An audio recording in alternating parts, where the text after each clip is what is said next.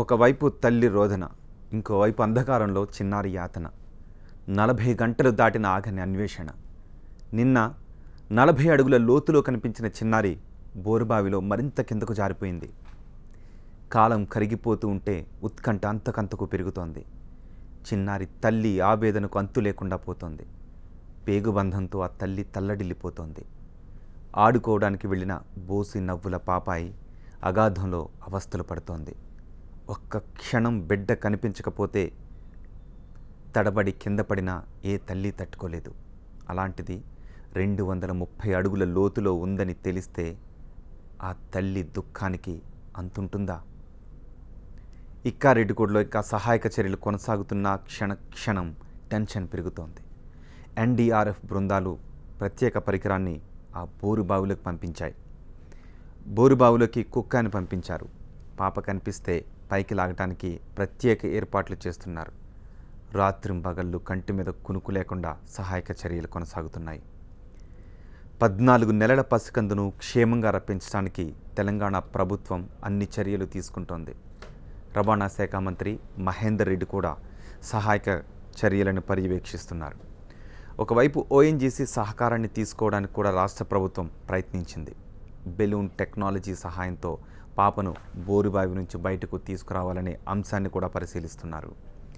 ఏదో మిరాకిల్ జరగాలి, చిన్నారి ఎలా అయినా క్షేమంగా బోరుబావి నుంచి బయటకు రావాలి. తెలుగు రాష్ట్రాల ప్రజల ప్రార్థనలు ఇవే. 2 రోజులుగా టీవీలకు అతుక్కుపోయిన జనం మాట్లాడుకుంటున్న మాటలు కూడా ఇవే. చిన్నారి ఫోటో, తల్లి రోదన చూసిన వారికి కళ్ళు చెమ్మగిలుతున్నాయి, గుండె బరువెక్కుతోంది. పిల్లలు దేవుడి రూపమంటారు. అలాంటి దేవుడే చిన్నారిని కాపాడాలని ప్రతి మనసు కోరుకుంటుంది. సహాయక చర్యలు ఫలించాలని అటు ప్రభుత్వం ఇటు ప్రజలు అందరికన్నా ఎక్కువగా ఆ బిడ్డ తల్లిదండ్రులు కోటి ఆశలు పెట్టుకున్నారు. కానీ ఏ మిరాకిల్ జరిగేది? ఎప్పుడు జరిగేది? చిన్నారి మృత్యుంజయురాలై క్షేమంగా బయటకు వచ్చేది ఎప్పుడు? అందరి ఎదురు చూపులు ఇవే. ఇక్కారెడ్డిగూడలో అన్వేషణ ఫలించాలని అందరూ కోరుకుంటున్నారు.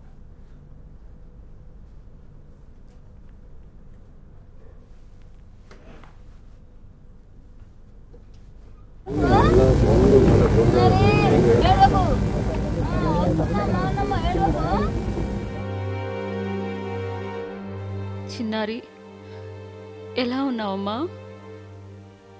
ఏడవకమ్మా, నేను వస్తున్నా. నీకోసం చాలామంది ఎదురు చూస్తున్నారు. నీకేం కాదమ్మా, ఊరుకోమ్మా, ఏడవకు తల్లి.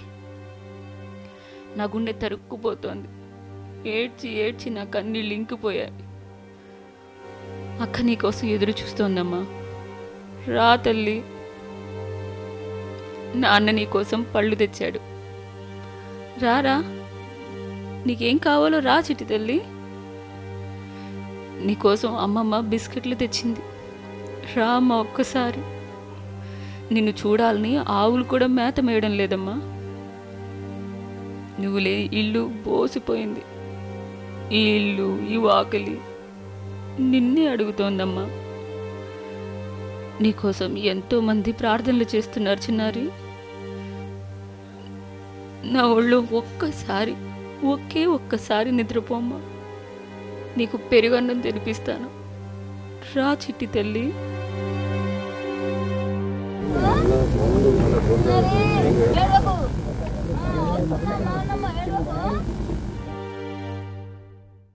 కొంచెం మా దగ్గరనే ఉండేది, సాయంత్రం వరకు ఉన్నది.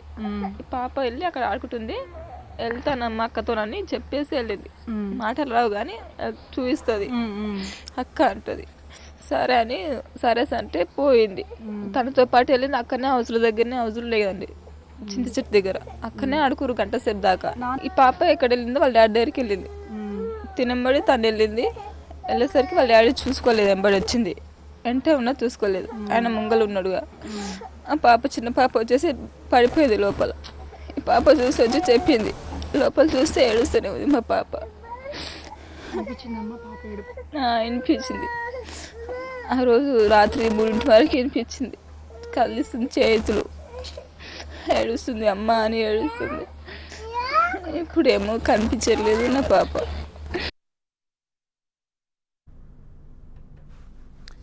సహాయక చర్యలు అక్కడ విస్తృతంగా కొనసాగుతున్నాయి.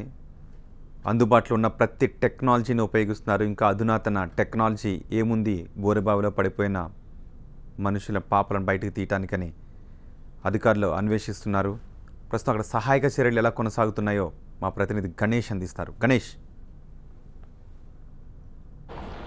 పాప అన్వేషణ కోసం, చిన్నారి అన్వేషణ కోసం సజీవంగా రావాలని ఒక అన్వేషణ, ఒక చివరి మానవ ప్రయత్నంగా కొనసాగుతుంది. ఎన్డీఆర్ఎఫ్ బలగాలు ఇప్పుడు మనకి ప్రత్యక్షంగా మనం చూస్తున్నాం. ఏదైతే బోరుబావిలో దాదాపు 230 అడుగుల లోతుకు వెళ్ళి ఉంటుందని భావిస్తున్నారో ఆ ప్రాంతంలో ఒక అన్వేషణ జరుగుతుంది. ఇప్పటికే మ్యాట్రిక్స్ కెమెరా ద్వారా ఇప్పుడు ఒక అన్వేషణ అనేది జరిగింది. దాదాపు 110 అడుగుల లోతు వరకు వెళ్ళిన తర్వాత కెమెరాలోన ఎటువంటి ఆచూకీ లభించలేదు. ఇప్పుడు 210, 230 అడుగులకు వెళ్ళిన తర్వాత ఖచ్చితంగా ఆచూకీ లభిస్తుందనే ఆశాభావాన్ని మంత్రి మహేందర్ రెడ్డి స్వయంగా వ్యక్తం చేశారు. అయితే ఆయన ఈ 110 అడుగులకు వెళ్ళిన దృశ్యాలను అయితే చూశాను, అక్కడెక్కడ పాప ఆచూకీ కనిపించలేదు అంటున్నారు. ఖచ్చితంగా ఇంతకు ముందు కరుణాకర్ రెడ్డి కావచ్చు, లేకపోతే ముస్తఫా కావచ్చు, ఏదైతే బోర్వెల్ సిస్టమ్కి సంబంధించిన వాళ్ళు ఒక సీసీ కెమెరాల వ్యవస్థ ద్వారా ఏదైతే చూశారో అదే విషయాన్ని ఇప్పుడు ఎన్డీఆర్ఎఫ్ కూడా నిర్ధారిస్తుంది. అంటే ఖచ్చితంగా 100 అడుగులు దాటిన తర్వాత నీటి ప్రవాహం అనేది వాళ్ళకి కనిపించింది ఈ 2 బోర్వెల్స్ చేసిన వాళ్ళకి.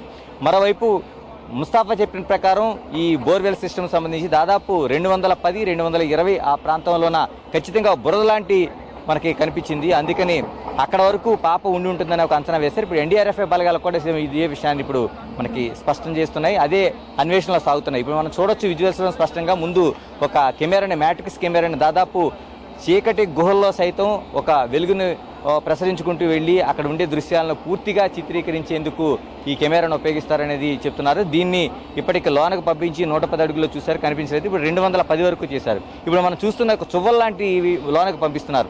అంటే లోనకు వెళ్ళిన తర్వాత అక్కడ పాప సంబంధించిన ఏ ఆనవాళ్ళు కానీ లేదా ఇతర వస్తువులు ఉన్నా సరే వెంటనే వాటిని పట్టుకుని పైకి లాగేందుకు ఖచ్చితంగా మహేందర్ రెడ్డి ఒకటి స్పష్టం చేస్తున్నారు. పాపని ఖచ్చితంగా కుటుంబ సభ్యులకు చూపిస్తాం. అది అదృష్టం కావచ్చు, దురదృష్టం కావచ్చు, ఆయన ఖచ్చితంగా ఈ వ్యాఖ్యలు చేస్తున్నారు. ఎందుకంటే పాపని ఖచ్చితంగా బయటికి తీసుకురావడం అనేది ఒక టార్గెట్గా పెట్టుకున్నారు. ఇప్పటికీ 41.5 గంటలు గడిచింది. పాప ఎలా ఉందనేది ఒక ఆందోళన అయితే అంతా వ్యక్తమవుతుంది. మనం చూడొచ్చు మొత్తం ఊరంతా ఇక్కడికి ఇతర ప్రాంతాల నుంచి కూడా వచ్చిన జనం మరోవైపు పూర్తిగా మనకు చుట్టుపక్కల కనిపిస్తున్నారు. అంతా ఒకటే ఆకాంక్ష వ్యక్తం చేస్తున్నారు, పాప సజీవంగా బయటికి రావాలి, ఈ చిన్నారి మృత్యుంజయునిగా బయటికి రావాలనే ఆకాంక్ష అయితే మనకు కనిపిస్తుంది. మరోవైపు పోలీసు బలగాలు, రెవెన్యూ, మరోవైపు ఇతర ఫైర్, తర్వాత ఎన్డీఆర్ఎఫ్ బలగాలు, ఇలాగా అన్ని వైపుల నుంచి కూడా చివరికి ఓఎన్జీసీ లాంటి బలగాలు కూడా అన్నీ మనకి ఇక్కడే ఉన్నాయి. కలెక్టర్తో పాటు అంటే కలెక్టర్ రఘునందన్, మరోవైపు సిపి సందీప్ శాండిలియా, ఇలా ఉన్నతాధికారులు సైతం, ఓఎన్జీసీ చెందిన శ్రీహరి, ఇలాగా మొత్తం టోటల్గా ఎవరైతే సిబ్బంది ఉన్నారో వాళ్ళందరూ ఇక్కడ వచ్చి ఉండి పర్యవేక్షణ చేస్తున్నారు. వీళ్ళ ఆధ్వర్యంలో జరుగుతున్నట్టుగానే ఇప్పుడు కార్యక్రమం జరుగుతుంది. మనం చూడొచ్చు విజువల్స్లో సైబరాబాద్ సిపి సందీప్ శాండిలియా దగ్గరుండి ఏదైతే ఈ ఆపరేషన్ జరుగుతుందో దీన్ని ఖచ్చితంగా మనకి దగ్గరుండి పర్యవేక్షిస్తున్నట్టుగా మనకు కనిపిస్తోంది.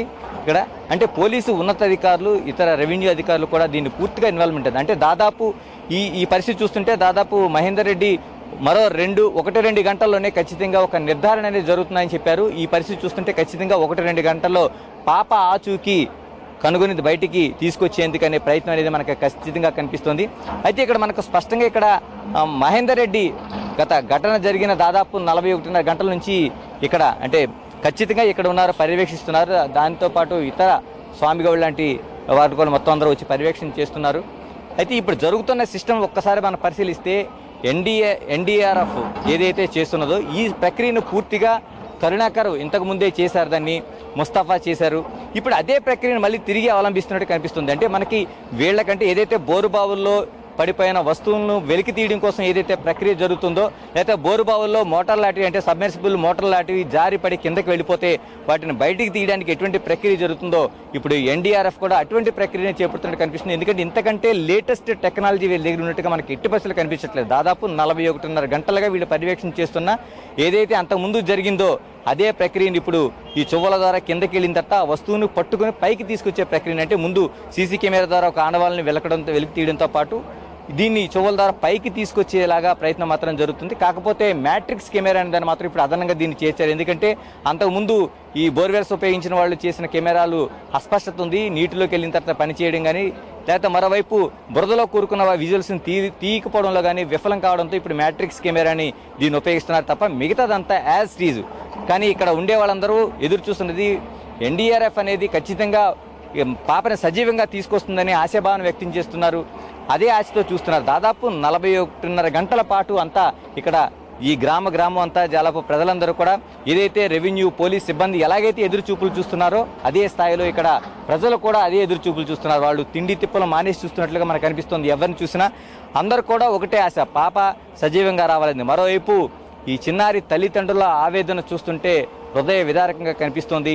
ఈ బోరుబావికి పక్కనే ఆనుకున్న ప్రాంతంలోనే వాళ్ళ నివాసం ఉండటం, ఇక్కడ జరుగుతున్న ఘటన వాళ్ళు ప్రత్యక్షంగా చూడగలుగుతున్నారు. పాపని ఏ రూపంలో చూపించాలనేది ఆ తల్లిదండ్రులు ఇద్దరు మహేందర్ రెడ్డికి విజ్ఞప్తి చేశారు. అదే కొనసాగుతుంది. అయితే ఇప్పుడు మరోవైపు దీనికి ఏదైతే ఒక బోరుబావిలో జరుగుతున్న యాక్టివిటీ అనేది దాదాపు 9 గంటల తర్వాత మాత్రమే ప్రారంభమైంది. అంతకుముందంతా దీన్ని అసలు ఏం చేయాలో అంతుపట్టిన పరిస్థితి.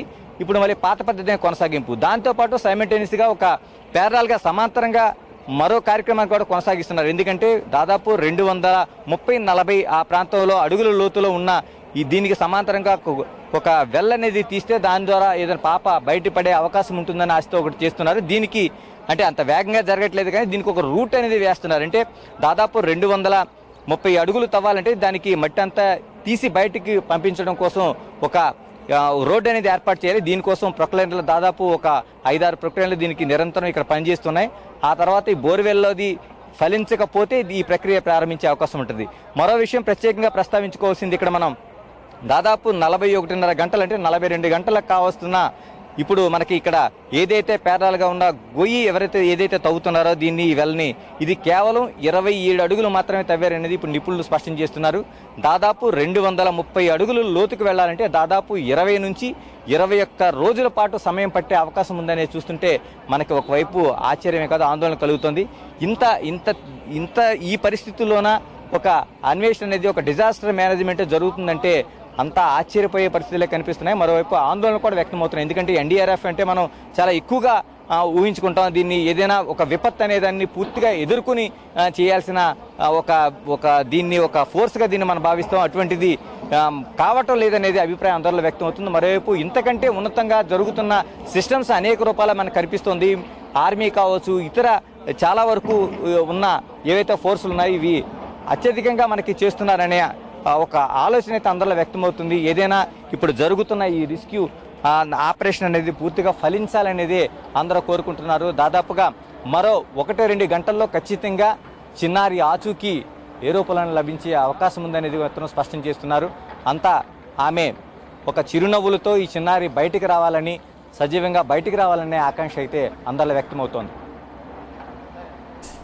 రైట్ గణేష్, ప్రస్తుతం అక్కడ సహాయక చర్యలు ముమ్మరంగా కొనసాగుతున్నాయి. ఎన్డీఆర్ఎఫ్ బలగాలు అందుబాటులో ఉన్న అన్ని అవకాశాలను ఉపయోగిస్తూ బోరుబావులో చిక్కుకున్న పాపను బయటకు తీయటానికి ప్రయత్నాలు చేస్తూనే ఉన్నారు.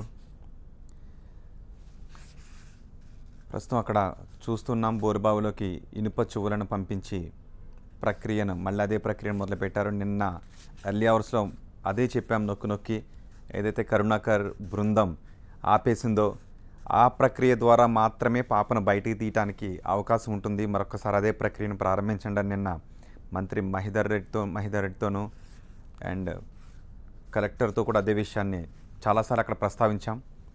మళ్ళీ అదే ప్రక్రియను అక్కడ ప్రారంభిస్తూ ఉన్నారు. నిజానికి 40 అడుగుల లోతులో ఉన్నప్పుడు పాపను బయటికి తీయటం చాలా కొంచెం సులభతరమయ్యే పని. తాళ్లను దించి ఇనుప చువ్వల ద్వారా పాప మణికట్టుకి తాళ్లను ముడివేసి పాపను బయటికి తీసే ప్రక్రియ. కానీ ఇప్పుడు పాప మరింత లోతుకు వెళ్ళిపోవడంతో కొంచెం కష్టసాధ్యంగా మారింది. కానీ ఎట్టి పరిస్థితుల్లోనూ పాపను తల్లిదండ్రులకు చూపిస్తాము అని మంత్రి చెప్తున్నారు. 41 గంటలుగా సహాయక చర్యలు నిరాటంకంగా కొనసాగుతూనే ఉన్నాయి.